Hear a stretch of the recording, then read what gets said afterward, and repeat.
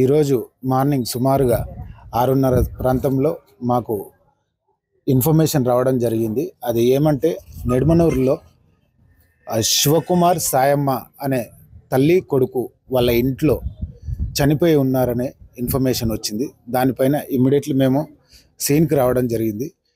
సీన్లో మేము దర్యాప్తు చేపట్టాము. ఆ ఇన్ఫర్మేషన్ క్లియర్గా ఎంక్వైరీ చేసిన తర్వాత మరణానికి గల కారణాలు తెలియపరచడం జరుగుతుంది. నిడమనూరు మండల కేంద్రానికి చెందిన మిత్రుడు రావిరాల శివ కొంతకాలంగా వాళ్ళ ఫ్యామిలీ ఇష్యూస్ ఉండి నిన్న రాత్రి అనుకోకుండా వాళ్ళ అమ్మని మరియు అతను సూసైడ్ చేసుకోవడం జరిగిపోయింది. వాళ్ళ అమ్మని కూడా అతను కత్తితో గొంతు కోసి తర్వాత అతను కూడా సూసైడ్ చేసుకోవడం జరిగింది. చాలా బాధాకరం. రావిరాల శివ సో కొన్ని రోజులుగా ఇతనికి మానసికంగా కొంచెం ఇబ్బంది ఉన్నది. అదంతా మాతోటి షేర్ చేసుకునేవాడు. సో ఏదైనా చాలా దురదృష్టకరం. మరిన్ని వీడియోస్ కోసం ఛానల్ ని సబ్స్క్రైబ్ చేయండి. లేటెస్ట్ అప్డేట్స్ కోసం వాట్సాప్ ఛానల్ ని ఫాలో చేయండి. అండ్ లింక్ డిస్క్రిప్షన్ లో ఉంది.